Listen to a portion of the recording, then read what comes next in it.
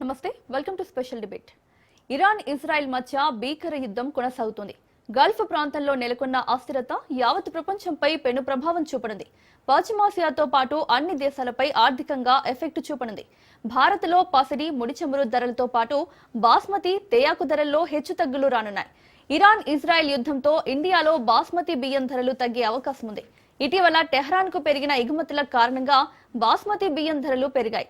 అయితే భౌగోళిక రాజకీయ ఉద్రిక్తతల కారణంగా ఇప్పుడు ఇరాన్కు ఎగుమతులు తగ్గనున్నాయి.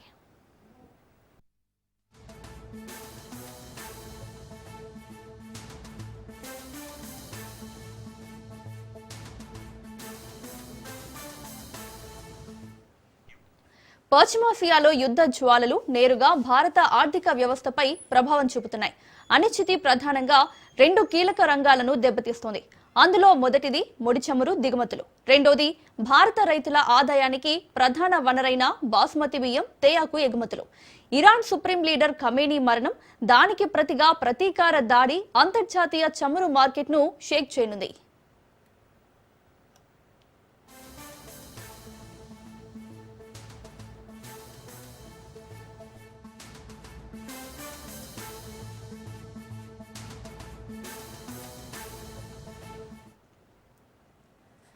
ప్రపంచ చమురు సరఫరాకు గుండెకాయ స్ట్రైట్ ఆఫ్ హార్ముజ్. ఆ మార్గంలో అడ్డంకి ఏర్పడుతుందనే భయం భారత్ను వణికిస్తుంది. ఇరాన్ను ఒమన్, యుఏఈ నుంచి వేరు చేసే హార్ముజ్ జలసంధి నుంచే ప్రపంచ చమురు వాణిజ్యం 20% సాగుతుంది. రష్యన్ చమురు కొనుగోళ్లను తగ్గించి మధ్యప్రాచ్య దేశాలపై దృష్టి పెట్టిన భారత్ రోజుకు 26 లక్షల బ్యారెళ్ల ముడి చమురును Iraq, Saudi Arabia, UAE, Kuwait నుంచి హార్ముజ్ మార్గం నుంచే దిగుమతి చేసుకుంటుంది. సగటున రోజుకు 74,000 బ్యారెళ్ల శుద్ధి చమురు ఉత్పత్తులను ఇండియా హార్ముజ్ నుంచే ఎగుమతి చేస్తోంది.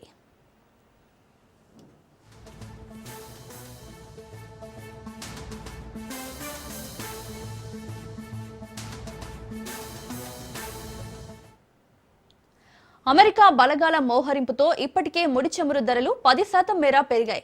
ఇరాన్ చమురు ఉత్పత్తికి అంతరాయం కలిగితే బ్యారెల్ ధర $81, హార్ముజ్ జలసంధి వద్ద రవాణా ఆగిపోతే ఏకంగా $110 చేరుకునే ముప్పుందని నిపుణులు హెచ్చరిస్తున్నారు. చమురు ధరలు పెరిగితే కరెంటు ఖాతా లోటు తీవ్రతరం కానుంది.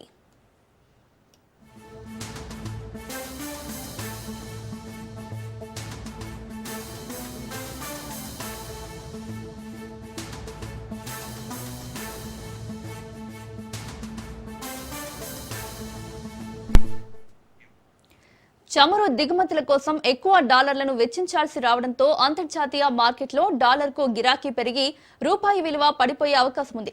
దేశీయంగా పెట్రోల్, డీజిల్ ధరలు పెరిగితే సరుకు రవాణా ఖర్చులు అధికమై నిత్యావసర వస్తువుల ధరలు సామాన్యుడికి భారంగా మారతాయి.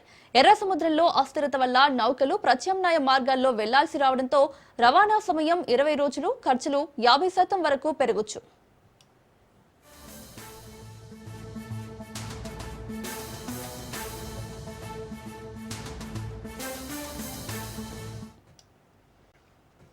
ఇదే విషయంపై చర్చించడానికి అంది సత్యం గారు, విశ్లేషకులు లైవ్ లో ఉన్నారు. వారితో మాట్లాడదాం. నమస్తే సార్. నమస్తే సార్, అమెరికా ఇజ్రాయెల్ దాడులు ప్రాంతీయ భద్రతను బలోపేతం చేస్తున్నాయా, లేదంటే పశ్చిమాసియాలో అస్థిరతకు దారి తీస్తున్నాయా? పశ్చిమాసియా మీద అమెరికా పెత్తనం పెరగటానికి ఈ యుద్ధం ఉపయోగపడుతుంది. అమెరికా యొక్క లక్ష్యం కూడా అదే. వెస్ట్ ఏషియాలో ఇప్పుడుకున్నటువంటి ఒకే ఒక ప్రతికూలత ఇరాన్.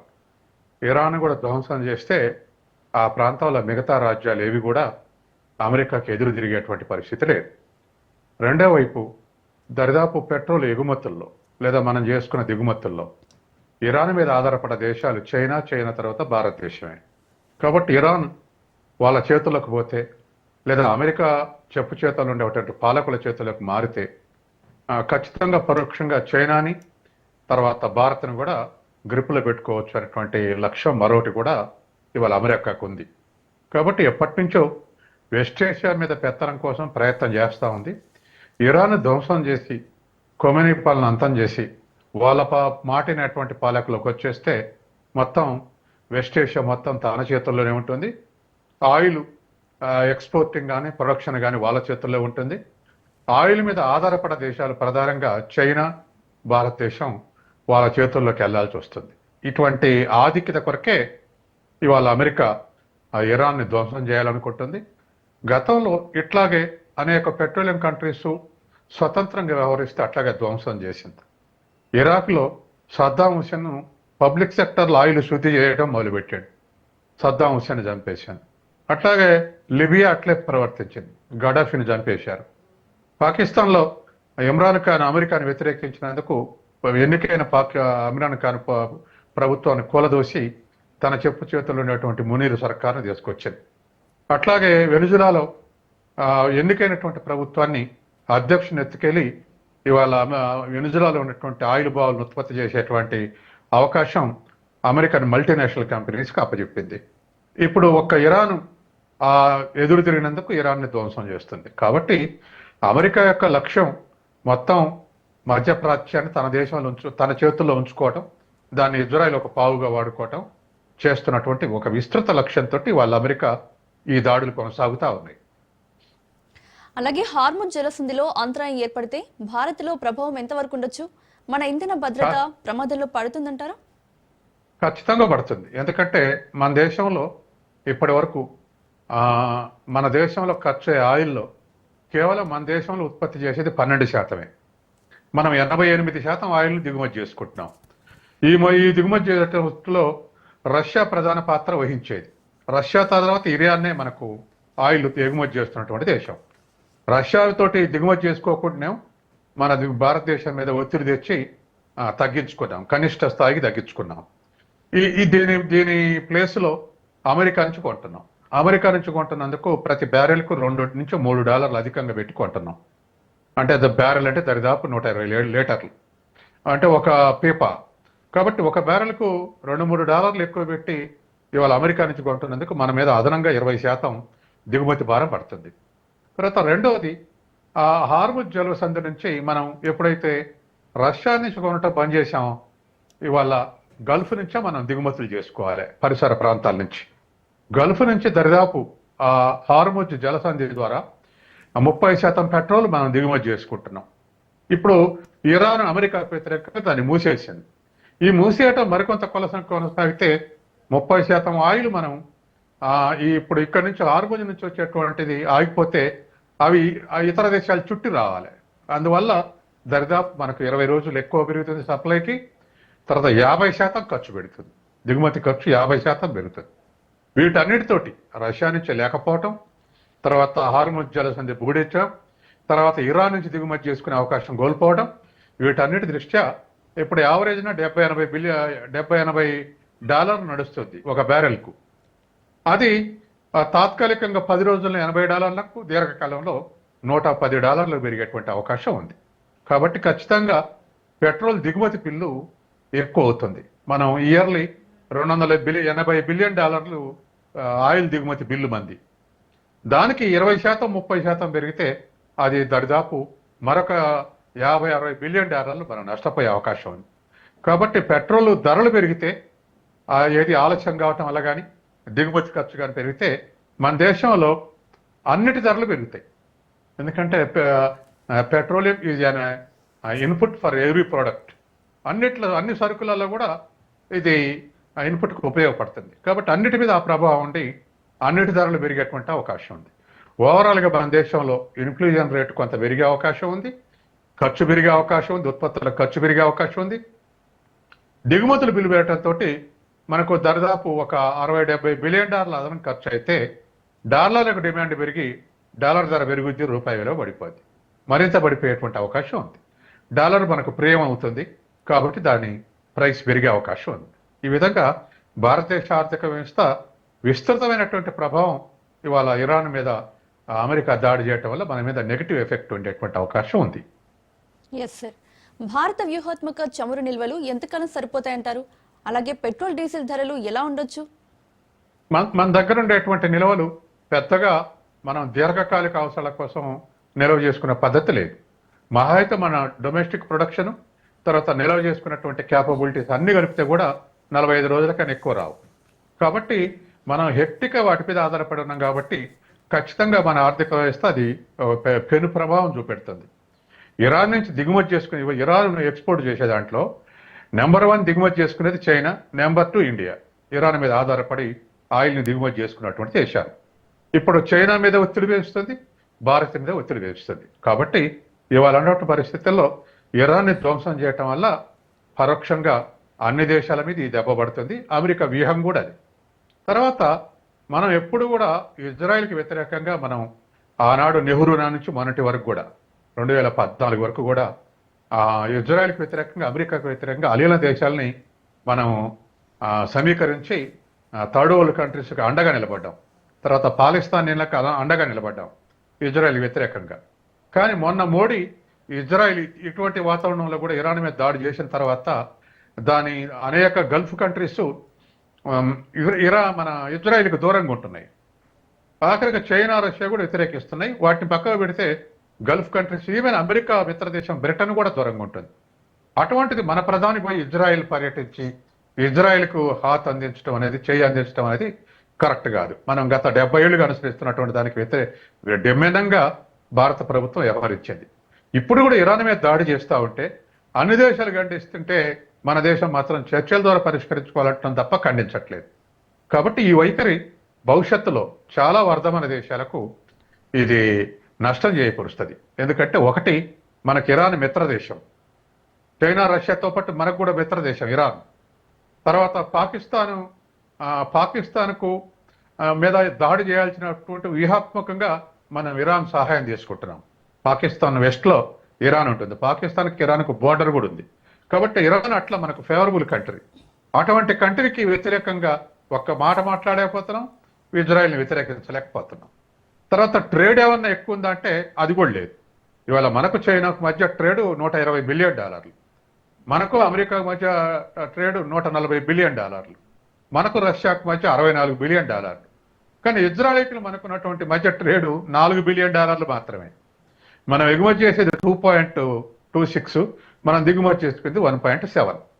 కాబట్టి $4 బిలియన్ వ్యాపారం కోసం మనం ఇజ్రాయెల్ తోటి వ్యాపార ప్రయోజనం పొందబోతున్నాం, లేకపోతే ట్రేడ్ అగ్రిమెంట్ చేసుకోబోతున్నాం అని పెద్ద పెద్ద స్టేట్మెంట్లు ఇచ్చి ఇజ్రాయెల్ని ప్రోత్సహించడం కరెక్ట్ కాదు. ఆ మేరకు వస్తే ఇరాన్ నుంచి మనకు కూడా other than oil $2 billion, oil import bill ఉంటుంది తప్ప మిగతాదంతా మామూలే. కాబట్టి ఇవన్నీ కూడా చూస్తే ఏ దృష్ట్యా చూసినా మనకు ఇజ్రాయెల్ ప్రాధాన్యత దేశం కాదు. తర్వాత ఇరాన్ గతం నుంచే మిత్ర దేశంగా ఉంది. ఇటువంటి అన్ని ఆలోచించినప్పుడు ఖచ్చితంగా మనం ఈ దాడిని వ్యతిరేకిస్తూ స్టేట్మెంట్ ఇవ్వాల్సి ఉంది. కానీ మన వాళ్ళు వైఖరి మార్చుకొని వ్యవహరిస్తున్నారు. చూడాలి మన వాళ్ళ వ్యూహం ఏముంటుందో. కానీ ఇది కరెక్ట్ అనుకోవటానికి వీల్లేదు. ఓకే సార్, అసలు హార్ముజ్ జలసంధి మూసివేత సాధ్యమేనా? సాధ్యమే. ఎందుకంటే అది ఎప్పుడు కూడా ఇరాన్ దాని నిర్వహణ ఇరాన్. పనామా కాలువ మీద ఎట్లయితే పనామా దేశానికి అధికారం ఉందో, అట్లాగే గ్రీన్లాండ్ మీద డెన్మార్క్కి ఎట్ట ఉందో, అట్లే హార్ముజ్ జలసంధి మీద కూడా ఇరాన్కి అధికారం ఉంది, వాళ్ళ దేశంలో భాగం. కాబట్టి ఖచ్చితంగా దానికి వెస్టర్న్, ఇరాన్ యొక్క వెస్టర్న్ వైపు ఇది ఉంటుంది హార్ముజ్. కాబట్టి ఖచ్చితంగా దీన్ని మూసేస్తే అన్ని దేశాలకు, హార్ముజ్ జలసంధి నుంచి వచ్చేటువంటి అన్ని దేశాలకు ఈ ఖర్చు ప్రభావం పెరిగేటువంటి అవకాశం ఉంది. కాబట్టి దాన్ని కూడా ధ్వంసం చేసి పనికిరాసుకుంటూ చేసేటువంటి యోచనలో అమెరికా కూడా ఉండొచ్చు. అది రేపెల్లుండి ఆ విషయాలు తేలే అవకాశం ఉంది. ఏదైనా భద్రతా మండలి రంగంలో దిగి కనీసం అభిశంసించడం అనేటువంటిది అవసరం. ఎందుకంటే వెనుజులా అధ్యక్షుని ఎత్తకపోయి, ఇరాక్ అధ్యక్షుని చంపి, లిబియా అధ్యక్షుని చంపి, పాకిస్తాన్ ప్రధానమంత్రిని మార్చి జైల్లో పెట్టేసి తమ మిలిటరీ అధికారులకు అధికారం అప్పచెప్పి పాకిస్తాన్లో ఇట్లా తన ఇష్టానుసారం వ్యవహరిస్తుంది. దీనికి ఏ ఇంటర్నేషనల్ లామ్స్ పనిచేయట్లేదు. కానీ ఈయన కూడా నిర్వీర్యం అయిపోయింది. కాబట్టి ఇప్పుడున్నటువంటి పరిస్థితుల్లో మనల్ని మనం రక్షించుకోవటానికి, అంటే ఇటువంటి దేశాలను రక్షించుకోవటానికి ఒక సంఘటితమైనటువంటి వైఖరి అవసరం. నిన్న అందుకే రష్యా కూడా ఒక కాల్ ఇచ్చింది. మిగతా దేశాలన్నీ స్పందించాలంటే వెంటనే ఫ్రాన్సు ఇరాన్ మీద దాడిని వ్యతిరేకంగా స్టేట్మెంట్ ఇచ్చింది, మెక్రాన్. అట్లాగే చైనా వ్యతిరేకంగా స్టేట్మెంట్ ఇచ్చింది. మన వాళ్ళు మాత్రం చూస్తున్నాం, చేస్తున్నాం అంటారు తప్ప వ్యతిరేకంగా, ఇజ్రాయెల్ వ్యతిరేకంగా, అమెరికా వ్యతిరేకంగా మాట్లాడే స్థితిలో మనం లేము. కాబట్టి ఏదేమైనా అధికార పార్టీ వైపు ఉంటే కొన్ని లాభాలు జరిగినట్టు, మరి పెత్తనం చేస్తున్నటువంటి అమెరికా వైపు ఉంటే ఏమైనా కొన్ని లాభాల కోసం మన వాళ్ళు ఈ వైఖరి అనుసరిస్తున్నారు అనేటువంటిది చూడాల్సిన అంశం. చమురు ధరలు $100 దాటితే భారత కరెంట్ అకౌంట్ లోటు అలాగే రూపాయి మారకం విలువపై ఎలాంటి ప్రభావం చూపనుంది? కరెంట్ అకౌంటింగ్ వల్ల అసలు రెండు దేశాల కరెన్సీల యొక్క రేటు పర్చేజింగ్ పవర్ ప్యారిటీ ప్రకారం నిర్ణయం వస్తుంది. అంటే రెండు దేశాలు అమెరికాలో డాలర్ల కొనుగోలు శక్తి, మన దేశంలో రూపాయి కొనుగోలు శక్తి ఆధారంగా ప్రాథమికంగా రెండింటి మధ్య రేటు నిర్ణయం అవుతుంది. అది ప్రాథమికంగా అయ్యే నిర్ణయం. ఇక రోజువారీ డాలర్ ధర పెరగటం, రూపాయి వెలబడిపోవటం అనేది డిమాండ్ సప్లైని బట్టి ఉంటుంది. కాబట్టి వాళ్ళ ఆయిల్ ధరలు పెరిగితే, తర్వాత ఆయిల్ కొరత ఏర్పడితే మనం ఆ ఆయిల్ ఇతర దేశాల నుంచి దిగుమతి చేసుకోవాలంటే డాలర్లకు డిమాండ్ పెరుగుతుంది. మన డాలర్లు అంటే మనకు డాలర్లు ఎక్కువ డిమాండ్ చేస్తుంటే డాలర్ ధర పెరుగుతుంది, రూపాయి ధర తగ్గుద్ది. అంటే ఒక డాలర్కు ఇప్పుడు మనం 98 రూపాయలు ఇచ్చేవాళ్ళం, రేపు 100 రూపాయలు వేయాల్సి వస్తుంది. 98, 99 ఇస్తున్నాం. రేపు అది పెరిగితే 100 రూపాయలు పడిపోయే అవకాశం ఉంది. కాబట్టి మన రూపాయి వాల్యూ పడిపోయే అవకాశం ఉంది. మన కరెంటు లోటు పెరిగితే ఇంటర్నేషనల్ ట్రేడ్లో రెండు ట్రేడ్లు ఉంటాయి. ఒకటి విజిబుల్ ట్రేడ్, రెండవది ఇన్విజిబుల్ ట్రేడ్. ఇన్విజిబుల్ ట్రేడ్ అంటే సర్వీస్ సెక్టర్ ఇటువంటి అని, విజిబుల్ అంటే ఎగుమతులు దిగుమతులు చేసుకోవటువంటి. అట్లాగే రెండు అకౌంట్లు ఉంటాయి, capital account, current account. Current account అంటే రోజువారీ వ్యాపారాలు చూసేటువంటి అకౌంట్. కాబట్టి ఖచ్చితంగా కరెంట్ అకౌంట్ లోటు ఏర్పడితే రోజువారీ రూపాయి ధరల మార్పు వస్తుంది.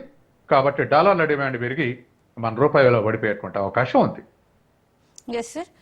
సత్యం గారు, చమురు సంక్షోభం పునరుత్పాదక శక్తి వైపు భారతదేశాన్ని తీసుకెళ్తుందా? ఇది పునరుత్పాదకం అనేటువంటిది ఇప్పటికిప్పుడు తయారేది కాదు. మనం ఇన్ఫ్రాస్ట్రక్చర్ ఫెసిలిటీస్ పెంచితే దాంట్లో మనం విజయం సాధించేటువంటి అవకాశం ఉంది. ఇప్పుడు పునరుత్పాదక ఇంధనం మన దేశంలో ఒక 30% ఉంది. అంటే హైడ్రో ఎలక్ట్రిసిటీ, తర్వాత సోలార్ ఎనర్జీ, తర్వాత విండ్ ఎనర్జీ, తర్వాత ఆటమిక్ ఎనర్జీ, ఇటువంటి ఎనర్జీస్ అన్నీ కూడా, హైడ్రో ఎనర్జీ, ఇటువంటి అన్నీ కూడా పునరుత్పాదక ఇంధనమే. వీటి మీద మన మొత్తం ఇంధనంలో ఒక 30 నుంచి 40% అవసరాలు తీరుస్తున్నాయి. ఇంకా 60% మనం ఆ థర్మల్ ఇంధనం మీద, థర్మల్ విద్యుత్ శక్తి మీద ఆధారపడ్డాం. కాబట్టి మనం పునరుత్పాదక వనరులు పెంచుకోవాలంటే వీటన్నిటిలో కూడా ఇన్ఫ్రాస్ట్రక్చర్ పెరగాలి. అది దీర్ఘకాలికమైనటువంటి అచీవ్మెంట్ తప్ప స్వల్పకాలంలో అచీవ్ చేసేటువంటి అవకాశం లేదు. తర్వాత పునరుత్పాదక ఇంధనం పెరిగితే, దాని వాటా పెరిగితే ఇతర దేశాల మీద ఆధారపడేటువంటి అవకాశం తగ్గుతుంది. మన సావరెంటీ క్యాపబిలిటీస్ పెరుగుతాయి, మనం ఇతర దేశాల మీద ఆధారపడేది తగ్గుద్ది. ఇప్పుడు అందుకే ఇరాన్ అమెరికా మధ్య ఒక వార్ నడుస్తుంది ఇండైరెక్ట్గా, అమెరికా చైనా మధ్య. ఏమిటి వార్ అంటే, చైనా బాగా ఇంధనం లేని దేశం, ఆయిల్ దిగుమతి చేసుకునే దేశం.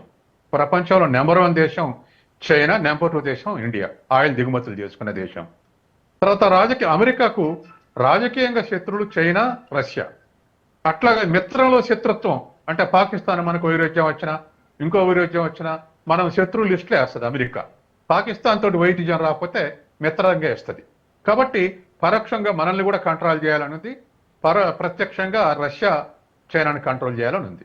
కాబట్టి అమెరికా ఈ పని చేస్తుంటే ఆయిల్ ఉన్న దేశాలన్నింటినీ చేతులు పెట్టుకొని చైనాను కంట్రోల్ చేయాలని ప్రయత్నిస్తే, చైనా ఇంకా దానికి అగ్రెసివ్గా రీసెర్చ్ చేసి మొత్తం వాళ్ళ దేశం అంతా పునరుత్పత్తి ఇంధనాల మీద ఆధారపడే విధంగా చేసుకుంటున్నారు. అంటే దరిదాపు దేశం అంతా విద్యుత్ శక్తి మీద, లేకపోతే బ్యాటరీ మీద నడిచేటువంటి దానిగా తీర్చిదిద్దుకుంటున్నారు. ఒక ఎగ్జాంపుల్, మన దేశంలో ఇవాళ ఎలక్ట్రిక్ వాహనాలు 12% ఉంది. ఇవాళ చైనాలో అవి 42% చేరుకున్నాయి. అంటే పెట్రోలు, తర్వాత ఆయిల్, ఇవి లేకుండానే ఎలక్ట్రిక్ వాటి మీద 42% వాహనాలు నడుస్తున్నాయి. అంటే ఇతర దేశాల ఆయిల్ రాకపోయినా సస్టైన్ అయ్యే విధంగా వాళ్ళు తయారు చేసుకుంటారు. అట్లాగా హైడ్రో ఎలక్ట్రిక్ పవర్ కూడా అట్లా తయారు చేసుకుంటారు. ఒక్క ఎగ్జాంపుల్ అంటే చైనాలో 3 గోర్జెస్ డ్యామ్ ఉంది, 23,000 మెగావాట్లు ఉత్పత్తి చేస్తుంది ఆ డ్యామ్ దగ్గర. మన నాగార్జున సాగర్ దగ్గర 14, శ్రీశైలం దగ్గర ఒక 12, 13, 2 డ్యాములు కలిస్తే కూడా 2,500 మెగావాట్లు. అక్కడ 23,000 మెగావాట్లు. అంటే శ్రీశైలం, నాగార్జున సాగర్ లాంటి ఒక 15 డ్యాములు కలిసి చేసే ఉత్పత్తి చైనాలో ఒక 3 గోర్జెస్ డ్యామ్ దగ్గర ఉత్పత్తి అవుతుంది. ఈ మధ్య మరొక డ్యాము నిర్మిస్తున్నారు, దాని దగ్గర 16,000 మెగావాట్లు ఉత్పత్తి అవుద్ది. కాబట్టి వాళ్ళు పునరుత్పత్తి మీద బాగా, ఎనర్జీ మీద బాగా కాన్సన్ట్రేట్ చేసి అమెరికా చేసేటువంటి ఈ స్కేర్సిటీని ఓవర్కమ్ అయ్యేందుకు వాళ్ళు ఆ విధమైనటువంటి ప్రయత్నం చేసుకుంటారు. కాబట్టి మన దేశం కూడా ఎంత త్వరితంగా దిగుమతుల మీద ఆయిల్ మీద దిగుమతుల మీద ఆధారపడకుండా పునరుత్పత్తి ఇంధనం మీద ఆధారపడి దాన్ని షేర్ పెంచుకుంటే మనం ఆ, మనం ఇతరుల మీద ఆధారపడకుండా ఉండేటువంటి అవకాశం ఉంటుంది. ఫర్ ఎగ్జాంపుల్ బ్రిటన్ 6 నెలల కింద ఇంకా బొగ్గుని ఆపేస్తున్నాం, మేము బొగ్గు లేకుండానే విద్యుత్ శక్తి ఉత్పత్తి చేస్తామని చెప్పేసి ఆపేసింది. అట్లాగే ఫ్రాన్స్లో విద్యుత్ శక్తిలో 85% ఆటమిక్ ఎనర్జీ. మన దగ్గర ఎనర్జీలో మన ఆటమిక్ ఎనర్జీ పర్సంటేజ్ 1%. కాబట్టి మన దేశంలో ఆటమిక్ ఎనర్జీ అయినా, విండ్ అయినా, సోలార్ అయినా, హైడ్రాలిక్ అయినా, ఏదైనా హైడ్రో పవర్ అయినా, ఇంకా ఇతర అన్నిటినీ కూడా మనం ఇంకా స్పీడప్ చేయాల్సినటువంటి అవసరం ఉంది. ఉంటేనే మనం కొంత స్వయం పోషకంగా ఉండేటువంటి అవకాశం ఉంది. లేకపోతే ఇట్టనే 88% దిగుమతుల మీద ఆధారపడితే ప్రతివాడు మనల్ని బెదిరించే అవకాశం ఉంది. Yes sir.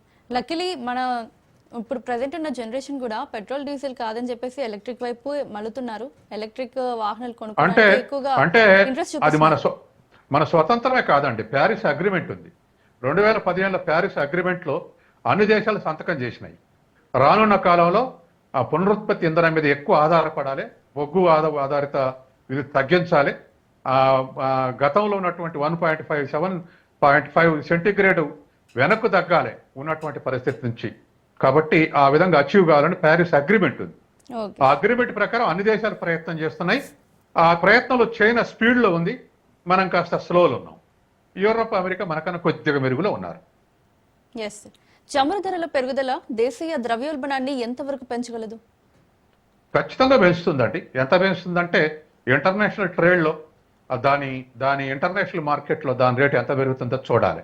ఇప్పుడు $70 పర్ బ్యారెల్ ఉంటే కూడా మన దేశంలో మనం $97 నుంచి $100 అమ్ముతాం. అది $105 నుంచి $107 అమ్ముతున్నాం లీటరు. కానీ ఇప్పుడు $110 నిజంగానే పెరిగితే, గతంలో కూడా పెరిగింది, ఆ స్థాయి చేరుకుంటే ఖచ్చితంగా మన పెట్రోల్ రేట్లు పెంచే అవకాశం ఉంది. అది ఇప్పుడు మన దేశంలో గత 2 ఏళ్లలో ద్రవ్యోల్బణం కనిష్ట స్థాయిలో ఉంది. 1.7 ఉంది. ఈ మధ్యలోనే కొన్ని చోట్ల కొన్ని రాష్ట్రాల్లో 2.3 ఉంది, తెలంగాణతో సహా. కాబట్టి అరౌండ్ 2% ఇప్పుడు ద్రవ్యోల్బణం ఉంది. గతంలో ఎప్పుడు 5-6% ఉండేది. కానీ ఇప్పుడు ఇవి పెరిగితే అది మళ్ళీ 2 నుంచి 3% ఆ విధంగా పెరిగేటువంటి అవకాశం ఉంది. తర్వాత ఉత్పత్తి చేసేటువంటి అన్నిటి యొక్క ధరలు పెరుగుతాయి. ట్రాన్స్పోర్ట్ కావాలంటే పెట్రోల్, డీజిల్ కావాల్సిందే. దేశవ్యాప్తంగా పెట్రోల్కు మనం ట్రాన్స్పోర్ట్కి వాడేది అవే. ఏ ఉత్పత్తి చేయాలన్నా సబ్బులు కానీ ఏది ఉత్పత్తి చేయాలన్నా పెట్రోల్ ఇన్పుట్గా ఉంటుంది. కాబట్టి ఖచ్చితంగా పాజిటివ్ ఎఫెక్ట్ ఉంటుంది. అది ఏది ధరల పెరుగుదలలో, అది ఏ మేరకు పెరుగుతుంది అనేది మనం ఉత్పత్తి చేసేటువంటి మన వాడకాన్ని బట్టి ఉంటుంది. Yes sir. బంగారం, వెండి వంటి వస్తువుల్లో పెట్టుబడులు పెరగడం భారత ఆర్థిక వ్యవస్థకు మేలంటారా లేదా కీడా? అది మేడు కాదు, కీడు కాదండి. ఎందుకంటే మన దేశంలో మన ఇళ్లలో ఉన్నటువంటి బంగారం దరిదాపు 36,000 టన్నులు అంటున్నారు. కాబట్టి ఆ భారతదేశంలో బ్యాంకుల దగ్గర ఉన్న దగ్గర కన్నా ఇళ్లలో ఉన్న బంగారం ఎక్కువ. అయితే ఇతరది చైనాతోటి పోలిస్తే చాలా తక్కువ మంది బంగారం నిల్వలు ఉన్నటువంటి దేశం. కానీ ఇంటర్నేషనల్ మార్కెట్లు ఎప్పుడైనా అస్థిరతలు చోటు చేసుకుంటే ఏ దేశ ప్రజలు ఆ కరెన్సీని నమ్మరు. ఇదివరకు ప్రపంచవ్యాప్తంగా వాళ్ళ కరెన్సీని నమ్మకపోయినా డాలర్ని నమ్మేది. డాలర్ను నమ్మి అన్ని దేశాలు కూడా ఆస్తులను డాలర్లోకి మార్చుకోవటం, డాలర్లో నిల్వ ఉంచుకోవటం ఇట్లా ఉండేది. ఇప్పుడు ఆ డాలర్ మీద కూడా నమ్మకం పోయింది. పోవటంతో ఇవాళ అన్ని దేశాల ప్రజలు బంగారం రూపంలో నిల్వ ఉంచుకుంటారు ఆస్తుల్ని. ఆఖరికి ప్రజలే కాదు, గమ్మత్ ఏంటంటే సెంట్రల్ బ్యాంకులు కూడా బంగారాన్ని కొని దగ్గర పెట్టుకుంటున్నాయి. ఇప్పుడు reserve bank of India, bank of England, bank of America, అనేక బ్యాంకులు ఇవాళ ప్రతి సంవత్సరం బంగారం కొని దరిదాపు ఈ పోయిన 25 సంవత్సరం అయితే 1000 టన్నుల బంగారం అన్ని దేశాల సెంట్రల్ బ్యాంకులు కలిసి కొన్నాయి. కాబట్టి అస్థిరత పెరుగుతూ ఉంటే కరెన్సీల మీద నమ్మకం పోయి బంగారం మీద నమ్మకం పెరిగి బంగారం నిల్వ చేసుకుంటూ ఉంటాయి. కాబట్టి బంగారం రేట్లు పెరుగుతూ ఉంటాయి. వెంటికేమో ఇట్లా ఈ విధంగా బంగారానికి వర్తించిన సూత్రం వర్తిస్తుంది. రెండో వైపు అది ఈ మధ్య వచ్చేటువంటి ఈవీ వెహికల్స్ కానీ ఇతర అన్నిట్లల్లా వెండిని ఉత్పాదకంగా వాడుతారు. ఇది రెండింటికి డిమాండ్ ఉంది. కాబట్టి వెండి బంగారం కన్నా ఎక్కువ స్పీడ్లో పెరుగుతుంది. కాబట్టి ఈ 2 మెటల్స్ యొక్క ధరలు పెరుగుతూ ఉంటే ఆస్తుల విలువ పెరుగుతాయి. రేపు మళ్ళీ స్థిరత్వం రాగానే వాటి రేటు తగ్గుతాయి. కాబట్టి ఇతర వరల్డ్ వైడ్ ఉన్నటువంటి ట్రేడ్ అన్సర్టనిటీస్, తర్వాత ఇటువంటి లా అండ్ ఆర్డర్ అన్సర్టనిటీస్ ఉంటే ఎప్పుడు కూడా అవి పెరుగుతూనే ఉంటాయి. గత 2-3 ఏళ్ళకి ఎందుకు పెరుగుతున్నాయి? అంటే ఆర్థిక అస్థిరతలే కారణం. గత ఏడాది నుంచి ఇంకా బాగా ఎందుకు స్పీడ్ పెరుగుతున్నాయి? ఒకవైపు యుద్ధాలు, ఒకవైపు టారిఫ్లు. దీంతో బంగారం, వెండి రేట్లు పెరుగుతున్నాయి. కాబట్టి it is depending on instability of currencies and law and order. అందుకని ఆ ఇన్స్టెబిలిటీ మీదనే ఆధారపడి, అన్సర్టనిటీస్ మీదనే ఆధారపడి ఉంది. Yes sir. భారత్ చమురు దిగుమతులను లాటిన్ అమెరికా మరియు ఆఫ్రికా దేశాలకు మళ్లించడం సాధ్యమేనా? అంటే మనం ఇప్పటి వరకు రష్యా నుంచి డిస్కౌంట్ రేట్లో దిగుమతి చేసుకున్నాం. డిస్కౌంట్ రేట్ దిగుమతి చేసుకోవటం వల్ల దరిదాపు ఒక 30,00,000 కోట్ల రూపాయలు మనం లాభపడ్డాం. 75,000 కోట్ల. ఎందుకంటే మనం శుద్ధి చేసి ఇతర దేశాలకు ఎగుమతి చేసినాం. దాని మీద అమెరికా ఏడ్చింది. బహిరంగంగానే ట్రంప్ స్టేట్మెంట్ ఇచ్చారు. వీళ్ళు రష్యా నుంచి దిగుమతి చేసుకొని వీళ్ళు భారతీయులు మనకు చెప్పేది ఒకటి చేసేది ఒకటి చేస్తున్నారు. మా ఇంధనం సెక్యూరిటీ కొరకే రష్యా నుంచి దిగుమతి చేసుకుంటామంటారు. కాదు వీరు తక్కువ ధరకు కొని ఇతర దేశాలకు ఎక్కువ ధర ఎగుమతి చేసుకుని లాభాలు సంపాదిస్తారని కూడా ట్రంప్ మన మీద ఏడిచాడు. కాబట్టి మనం ఇతర దేశాలకు ఎగుమతి చేసేటువంటి స్థితి రోజు రోజుకు తగ్గిపోద్ది. ఏది ఇప్పుడు ఇటువంటి అన్సర్టనిటీస్ వల్ల రష్యా నుంచి దిగుమతి చేసుకునేటువంటి స్థితిని తగ్గించుకున్నాం. ఇరాన్ నుంచి ఇప్పుడు రాదు.